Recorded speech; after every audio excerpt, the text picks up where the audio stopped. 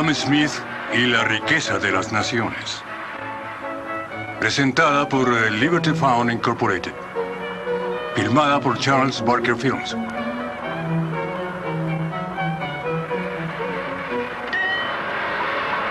Si observamos las comodidades de que goza cualquier trabajador en una sociedad civilizada y próspera, nos daremos cuenta de que la cantidad de personas cuyo trabajo, por mínimo que sea, fue necesario para proporcionarle esas comodidades, supera todo cálculo.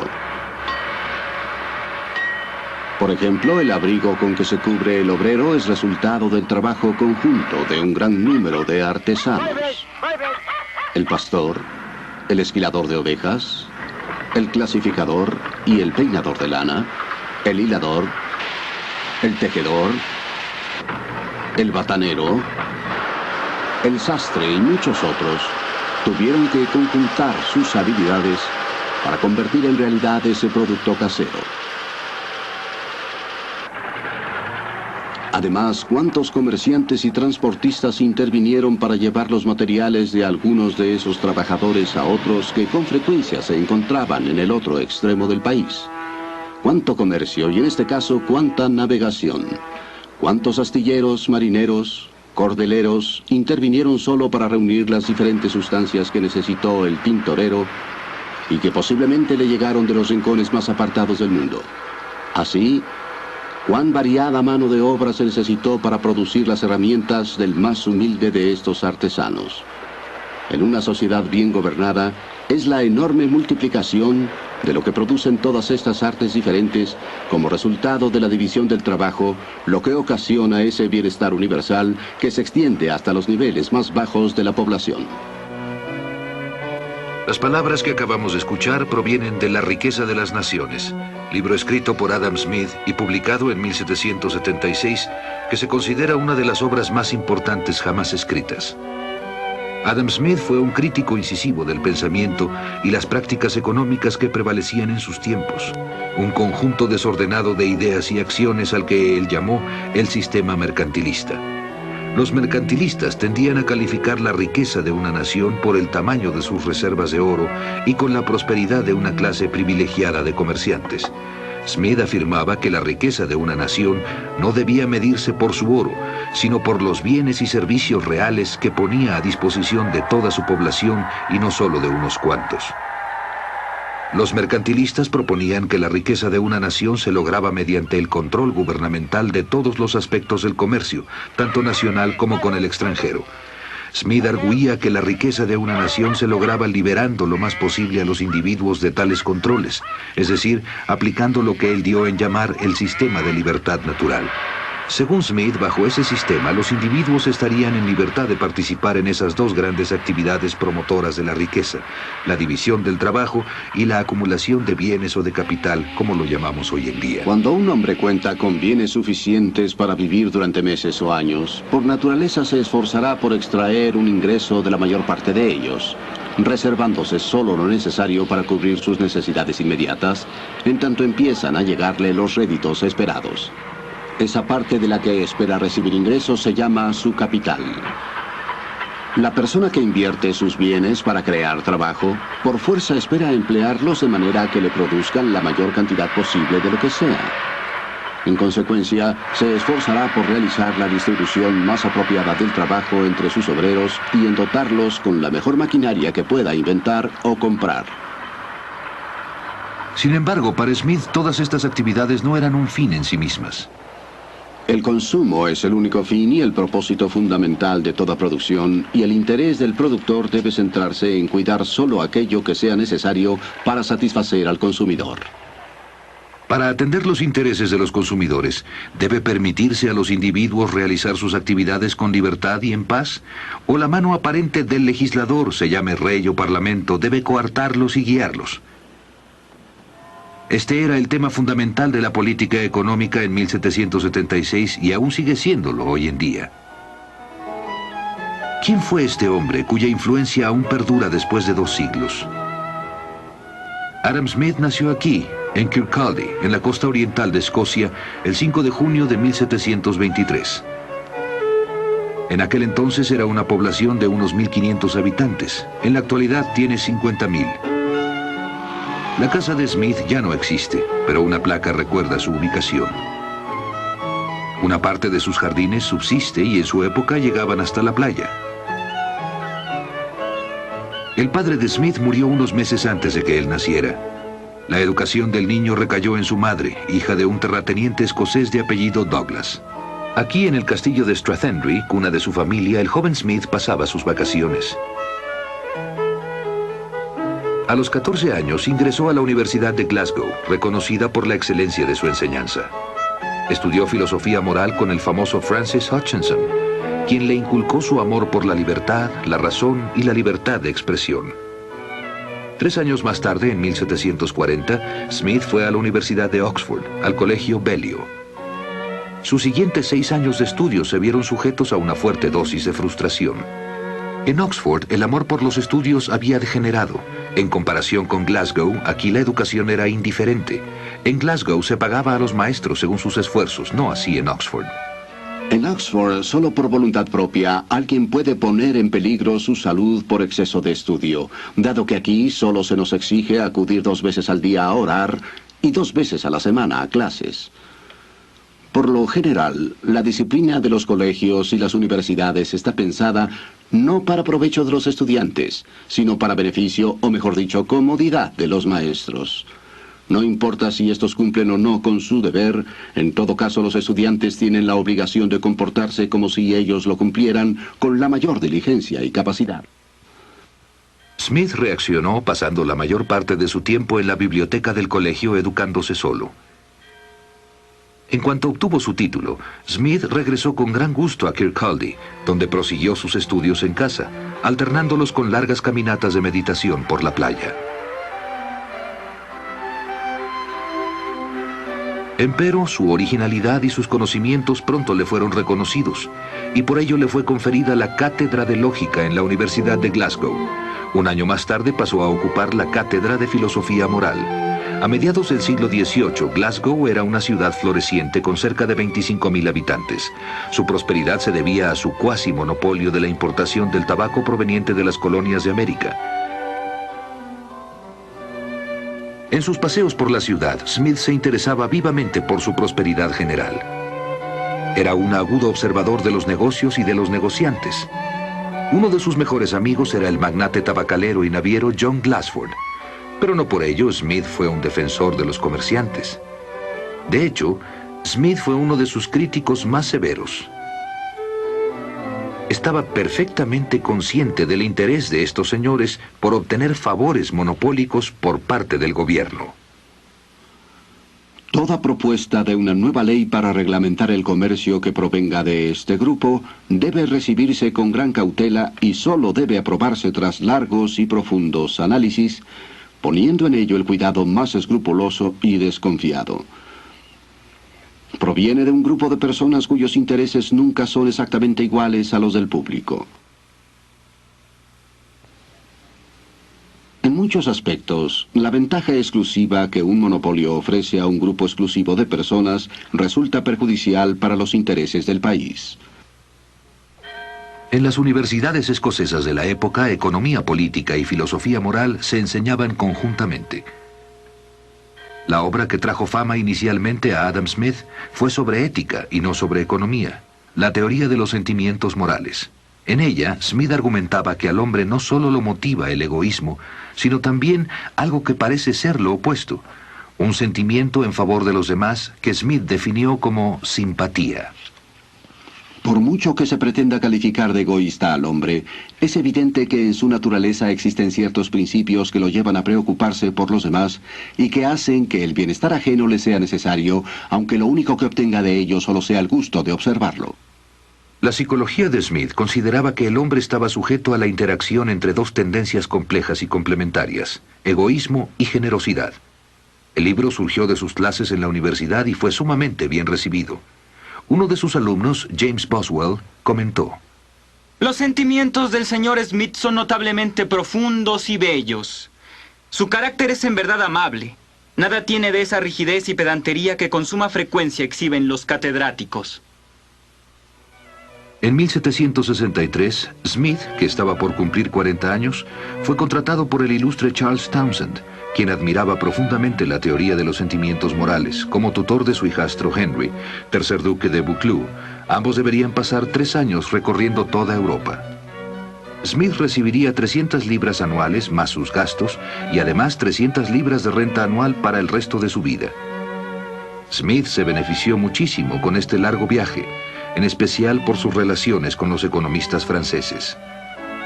Finalmente, el joven duque y Smith llegaron a Toulouse, donde permanecieron 1 año y medio.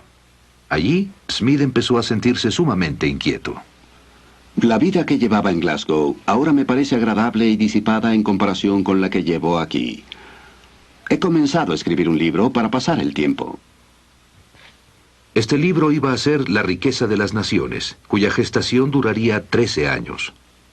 Cuando terminó el viaje, Smith regresó a Kirkcaldy y dedicó toda su atención a lo que acabaría siendo su obra magna. Mi trabajo aquí es el estudio. Mis pasatiempos son largas y solitarias caminatas por la playa. Sin embargo, me siento en extremo feliz, tranquilo y satisfecho. Quizá nunca lo haya estado tanto en toda mi vida. Pero habrían de transcurrir otros 12 años antes de que el libro estuviese listo para imprimirse. Durante todos esos años de trabajo, Smith no descuidó su amplio círculo de amigos. Se reunía con David Hume y se escribía con Benjamin Franklin. Smith formó parte del círculo del Dr. Johnson, junto con Boswell, que fuera su alumno, Garrick el actor, Goldsmith el dramaturgo, el estadista Edmund Burke, el pintor Sir Joshua Reynolds y Robert Adam el arquitecto. Sus amigos lo instaban constantemente a que terminara su libro. Por fin, el 9 de marzo de 1776, el libro salió de las prensas y de inmediato fue aclamado, lo mismo en Gran Bretaña que en el resto de Europa. En los Estados Unidos de Norteamérica, la riqueza de las naciones fue estudiada con todo cuidado por líderes políticos, por John Adams, primer vicepresidente y segundo presidente del país. Las ideas meditadas durante 25 años habían cristalizado. Las primeras frases con que inicia La riqueza de las naciones ofrecen una magnífica relación de las consecuencias debidas a la especialización de la producción. El mayor avance de los poderes productivos de la mano de obra, así como gran parte de la capacidad, destreza y buen juicio con las cuales se dirige o aplica, parece ser los efectos de la división del trabajo. En la sociedad mercantil en su conjunto, los efectos de la división del trabajo podrán comprenderse mejor si se examina la forma en que funciona en ciertas industrias en particular. Analicemos como ejemplo algo tan simple como las actividades de un fabricante de clavos. Dada la forma en que actualmente se maneja este negocio, no solo todo el trabajo es una actividad singular, sino que se le ha dividido en toda una serie de operaciones, de las cuales muchas son a su vez actividades singulares. Un primer obrero estira el alambre, otro lo endereza, un tercero lo corta, un cuarto le hace la punta, un quinto lima el extremo donde irá la cabeza. Si armarlos es una actividad singular, pulirlos no lo es menos. Y de esta manera la parte medular de la fabricación de clavos se divide en unas 18 operaciones distintas.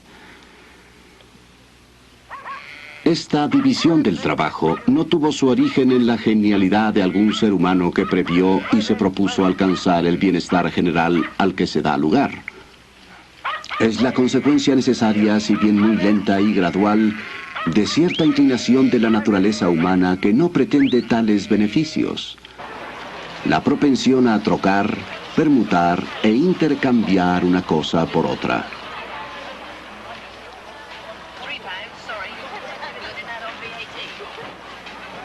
Son incontables las ocasiones en que el hombre necesita la ayuda de sus congéneres y sería absurdo que recurriese a su generosidad para obtenerla. Tendrá más probabilidades de conseguirla si apela a su egoísmo y les demuestra los beneficios que obtendrán si hacen para él lo que les pide que hagan. Quien propone a otro un negocio de cualquier clase, le está ofreciendo hacer esto mismo. Dame aquello que quiero y tú tendrás aquello que deseas. Es el significado de cualquier oferta de este tipo. No podemos esperar nuestros alimentos de la generosidad del carnicero, por supuesto, del cervecero o del panadero. sino más bien de la satisfacción de sus respectivos intereses. Cuando acudimos a ellos, no apelamos a su altruismo, sino a su egoísmo, y nunca les hablamos de nuestras necesidades, sino más bien de sus beneficios.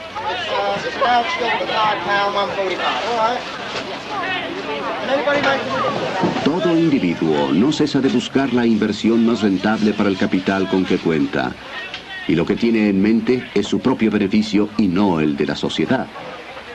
Pero en esto, como en muchas otras cosas, una mano invisible le conduce hacia un fin que no forma parte de sus propósitos personales.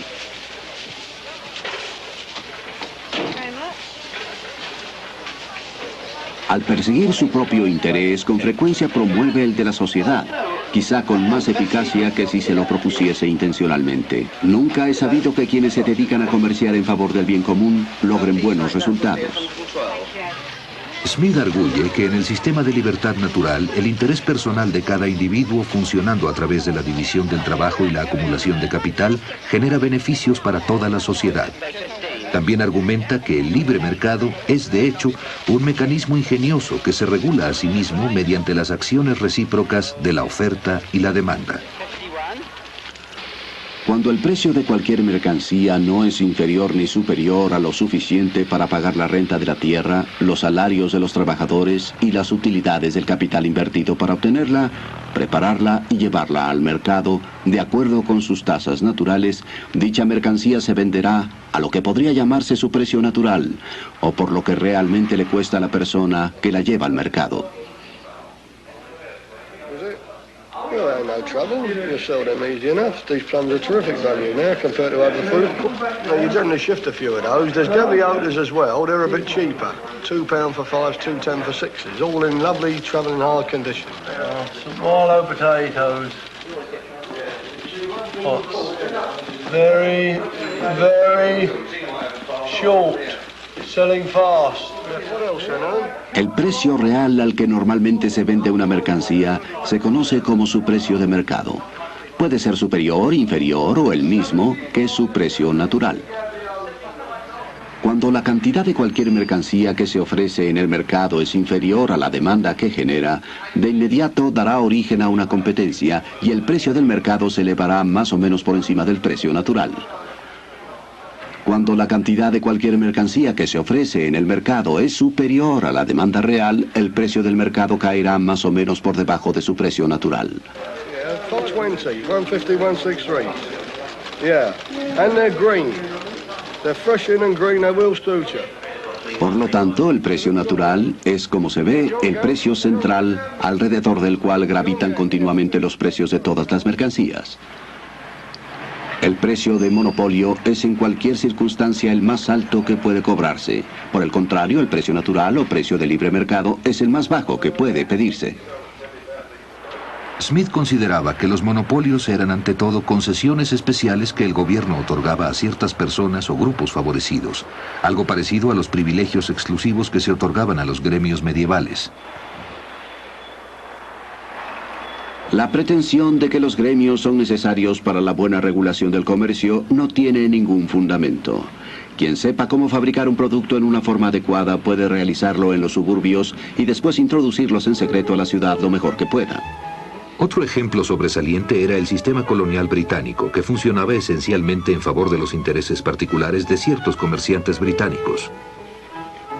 Los comerciantes de Inglaterra solicitaron al Parlamento que en el futuro limitara a los agricultores de América a comerciar exclusivamente con ellos, obligándolos primero a comprar en Europa todos los bienes que necesitaran y segundo, a vender a dichos comerciantes las cantidades de mercancía que estos consideraran conveniente comprarles. Gran Bretaña prohíbe en forma terminante la construcción de hornos de fundición en todas sus colonias de América. Se opone a que sus colonos se dediquen a estas actividades especializadas, ni siquiera para su propio consumo, pero insiste en que compren a sus comerciantes y fabricantes todos los bienes de este tipo que necesiten. Prohibir a un gran pueblo que saque el mayor provecho de cada partida de sus propias mercancías o que emplee su capital y sus conocimientos en la forma que estime más conveniente para sus intereses es una violación manifiesta de los derechos humanos más sagrados. La defensa de los derechos de las colonias que hace Smith solo refleja su compromiso por la libertad. El sistema de libertad natural, obvio y sencillo, se instaura espontáneamente cuando se eliminan todos los sistemas preferenciales o restrictivos. Mientras no violen las leyes de la justicia, todo hombre estará en total libertad de perseguir sus intereses como mejor le plazca y de poner a competir sus conocimientos y su capital contra los de los demás hombres o grupos de hombres. ¿Cuál es la función del gobierno según la filosofía de Smith? De acuerdo con el sistema de libertad natural, el gobernante de un estado solo tiene 3 tipos de asuntos que atender, evidentes y comprensibles para cualquier persona. Primero, la tarea de proteger a la sociedad de la violencia y la invasión de otras sociedades independientes. Segundo, la tarea de proteger a todo miembro de la sociedad de la injusticia o la opresión de todos los demás miembros de la misma. Tercero, la tarea de construir y dar mantenimiento a ciertas obras e instituciones públicas que ningún individuo o pequeño grupo de individuos tendría interés en construir y mantener, porque su rentabilidad nunca les permitiría recuperar la inversión que dichas obras le implicaría. Empero, no parece menester que el dinero para esas obras públicas deba extraerse de lo que normalmente ha dado en llamarse el ingreso público.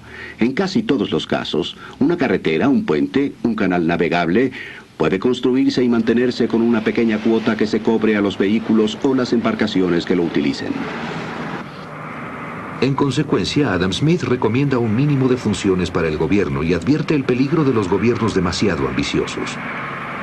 Las grandes naciones nunca empobrecen por la prodigalidad y los errores de sus ciudadanos, sino por el despilfarro y los malos manejos de sus gobernantes. Por lo mismo, es de suma impertinencia y arrogancia que reyes y ministros pretendan vigilar la economía de los ciudadanos, puesto que precisamente los reyes y los ministros son siempre y sin excepción los más grandes despilfarradores de la sociedad. Ojalá primero cuidaran sus propios gastos, para después atender la forma en que sus ciudadanos cuidan los suyos. Si sus propias extravagancias no logran arruinar al Estado, de seguro mucho menos la de sus ciudadanos. Pero por encima de la ambición de los gobiernos, Smith arguía que el esfuerzo uniforme, constante e ininterrumpido de todo hombre por mejorar su condición, principio del que se deriva originalmente la riqueza pública y nacional, lo mismo que la privada, con frecuencia resulta más que poderoso para mantener el progreso natural de las cosas hacia el mejoramiento, a pesar de las extravagancias del gobierno y de los graves errores de su administración. Como ese principio desconocido de la vida animal que a menudo restauran la salud y el vigor, a pesar no solo de la enfermedad, sino de las recetas absurdas del médico. Smith promueve y favorece un gobierno limitado, pero incluso este necesita una fuente de ingresos. Los súbditos de cada estado deben contribuir al sostenimiento del gobierno lo más que puedan en proporción a sus respectivas capacidades, es decir, en proporción a los ingresos de que cada uno de ellos goce al amparo de la protección del Estado. La política fiscal del gobierno británico tuvo mucho que ver con la reacción de sus colonias americanas. El Parlamento de Gran Bretaña insiste en gravar a las colonias, y éstas se oponen a ser gravadas por un parlamento en el que no tienen representación. Si a cada colonia, que debiera independizarse de la Confederación General, Gran Bretaña le otorgara un número de representantes proporcional a su contribución al ingreso público del imperio, a los líderes de cada colonia les estaría ofreciendo un nuevo método para adquirir importancia, un nuevo y más atractivo objetivo a su ambición. A menos que se implemente este u otro método para otorgar importancia y brindar reconocimiento a la ambición de los líderes de América, es poco probable que llegue el día en que voluntariamente se sometan a nosotros. Y hemos de pensar que la sangre que haya de derramarse para forzarlos a ello va a ser de individuos que ya no son leales, o de quienes deseamos que lleguen a sernos leales. Qué ilusos son quienes creen que en el estado en que están las cosas, nuestras colonias podrían fácilmente someterse por la pura fuerza.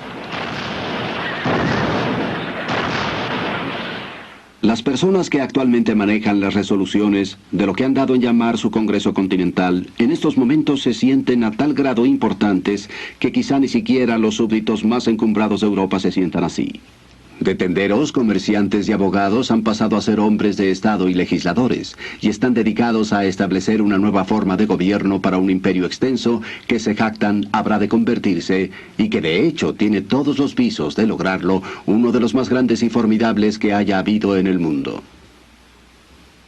Los dirigentes de Gran Bretaña han engañado al pueblo con la idea de que poseen un enorme imperio al oeste del Atlántico, imperio que solo ha existido en su imaginación.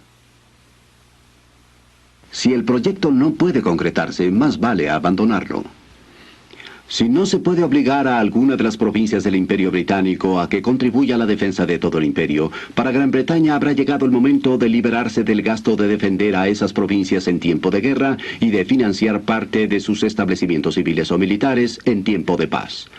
Y que se esfuerce por acomodar nuestras ideas sobre futuras intenciones a la mediocridad real de sus circunstancias.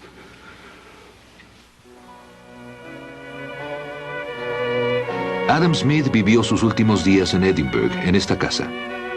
En el verano de 1790 su salud decayó, y un domingo por la tarde se dio cuenta de que ya no podía seguir sentado con sus viejos amigos como siempre. Al retirarse a la cama se despidió de ellos con estas palabras.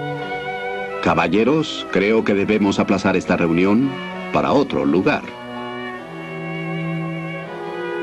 Unos días más tarde, el 17 de julio, falleció.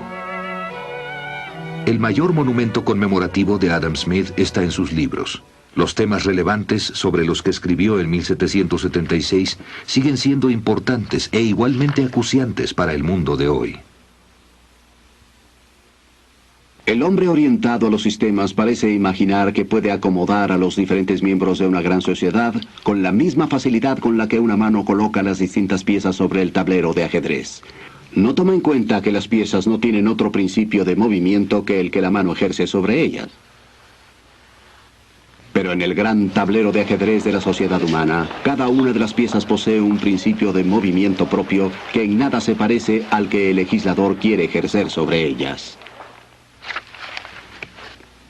El esfuerzo natural de cada individuo por mejorar su condición cuando se le permite actuar con libertad y seguridad es un principio tan poderoso que por sí solo y sin ninguna ayuda podría lograr la riqueza y la prosperidad de la sociedad y hasta vencer los cientos de obstáculos impertinentes con que la locura de las leyes humanas con tanta frecuencia trata de obstaculizar su realización.